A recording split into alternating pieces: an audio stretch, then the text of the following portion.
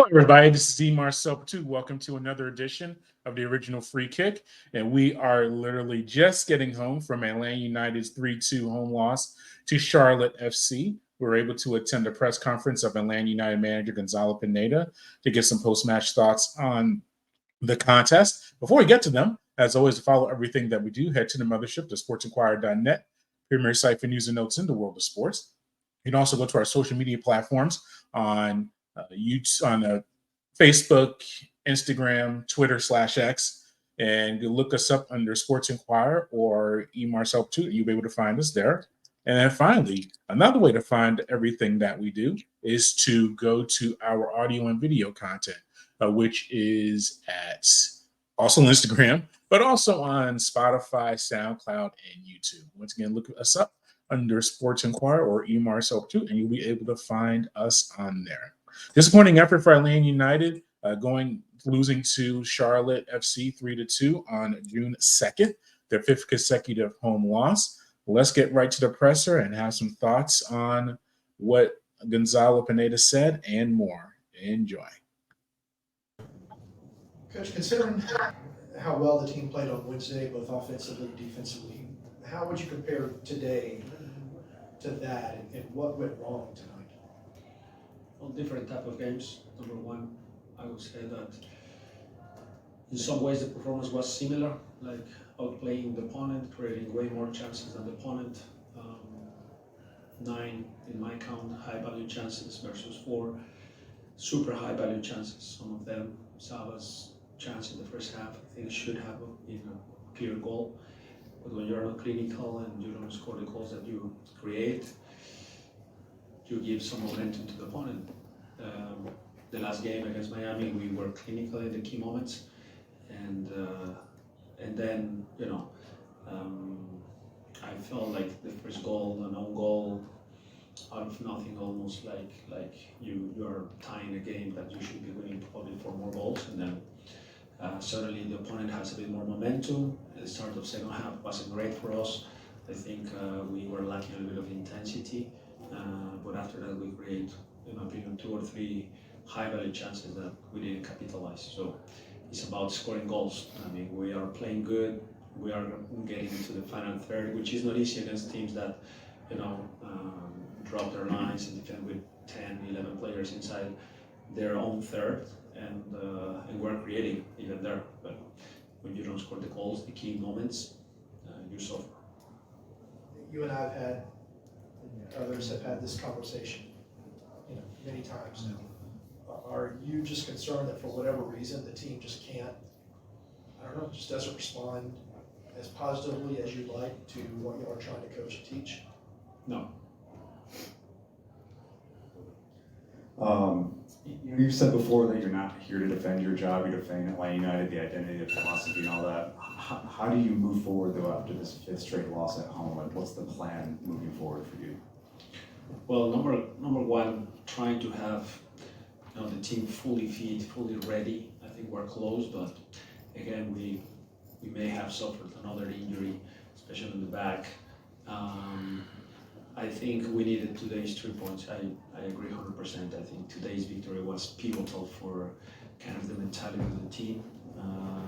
But now we have to face some other absences for Euros, for Copa America. So we'll have to, try to recoup and try to steal some points out of the road, which I think has been also not great. But the games at home we need to be stronger. I think when you analyze the games, it's been kind of similar story to many games, especially the ones at home.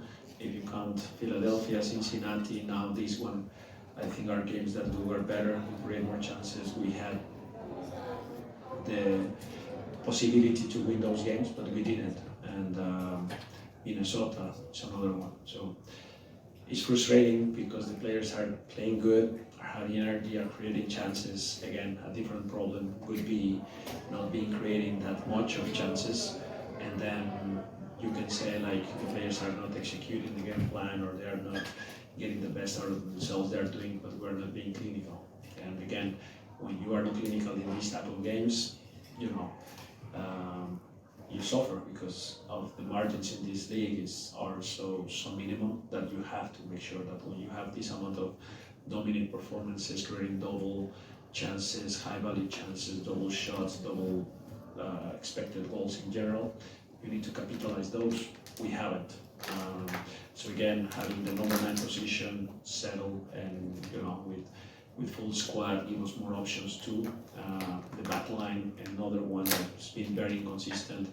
So number 1, I think we need to re-get some of those players back stable, also not limited in terms of minutes, because it's been the constant in the last few games. I have to make changes because of that. So we have to get back to that. I think once everyone is available, we have a strong team. Even with that, we're playing good, but we just need to be better in the boxes.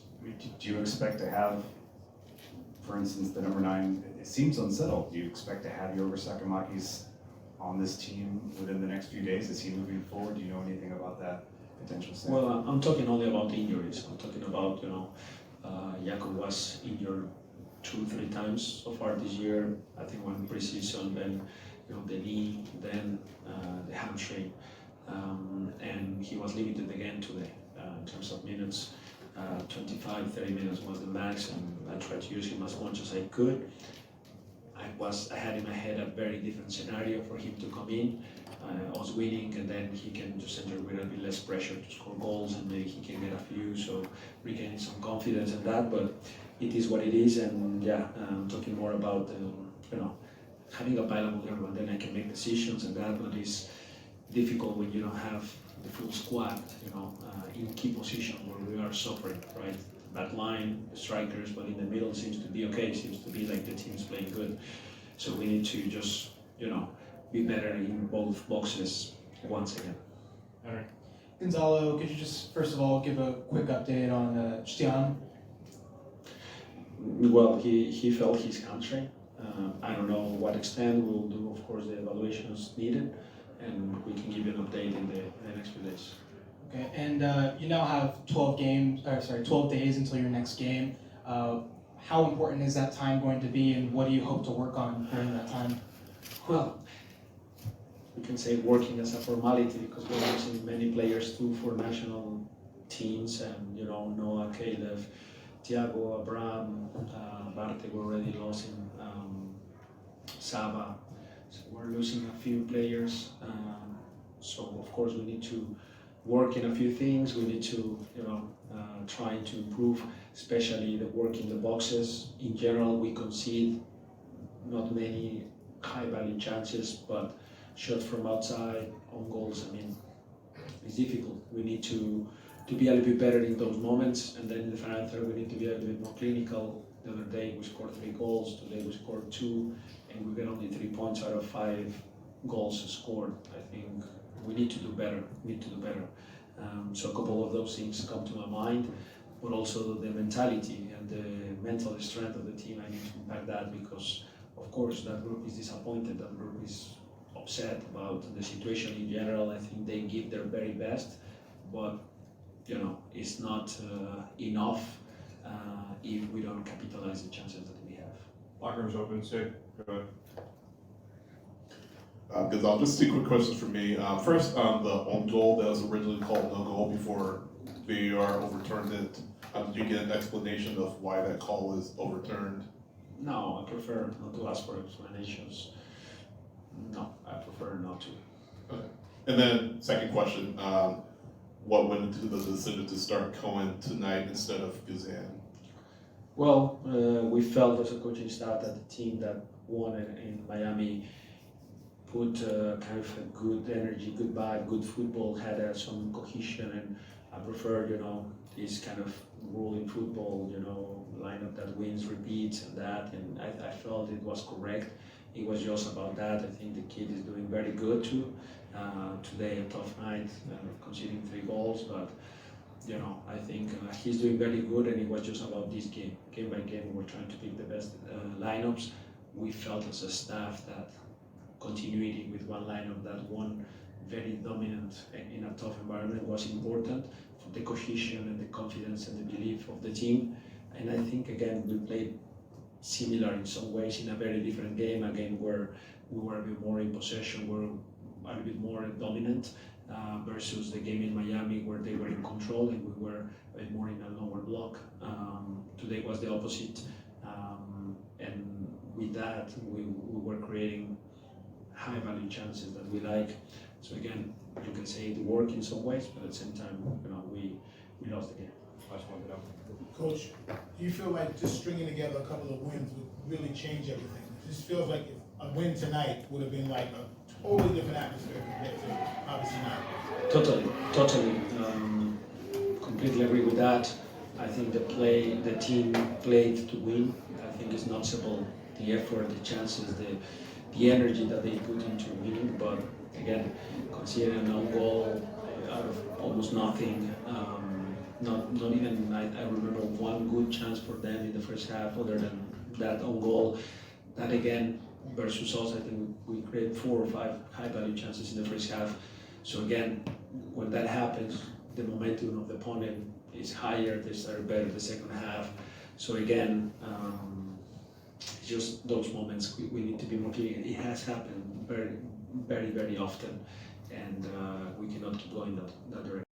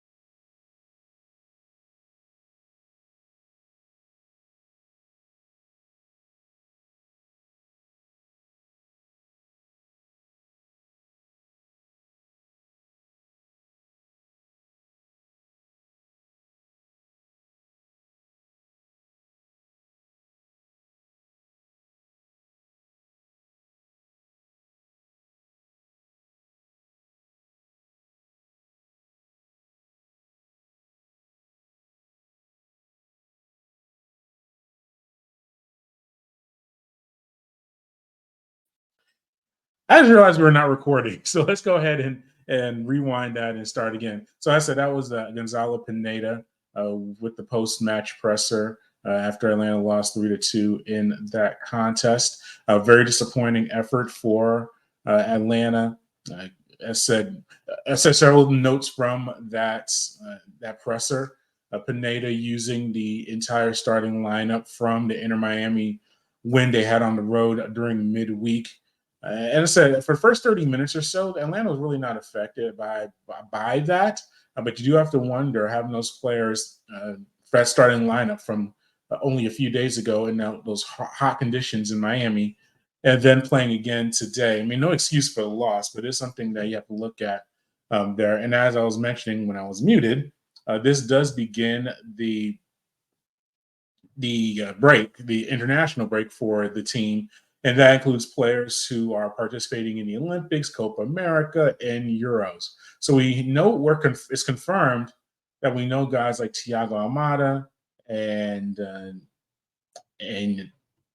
Saba are not going to be available, and Caleb Wiley as well with the Olympics. There are going to be some other guys sprinkled in there that may not be available. So, and I know they have a match in 2 weeks, and the Olympic guys may be back, but still, just a lack of continuity when you're going to have possibly 4 or 5 players from your preferred starting lineup not being available. So that's something that Atlanta's going to really have to deal with. Josh Cohen starting for Brad Guzan. Very interesting there. Guzan was available to play. And he was off of his suspension, off his red card suspension, so wasn't available to play, and he did not. And that's the captain of the team, and the guy that has manned the goalkeeping position when uninjured for multiple years since he's been on the team. So that was an interesting thing going on there. Then Yorgos Yakimakis, Gigi, the rumors are out there as far as transfer windows are starting to open up internationally. Cruz Azul out of Liga MX, the Mexican Premier Soccer League. We're seeing stories about him being a target for them. And that can go down, not tomorrow necessarily, but by the next time Atlanta sees the pitch in 2 weeks in a home match against Houston in MLS play, he may be with another team. So there's a lot of moving parts going on for Atlanta United right now. We'll keep track of it as we progress along. We'll also hopefully have the audio and video from Derek Williams and I believe Josh Cohen as well from today's post-match from the contest. So be on the lookout for that on the site as well. Thank you for listening and watching this latest edition of the Original Free Kick. Until next time, good fight, good night, and be safe.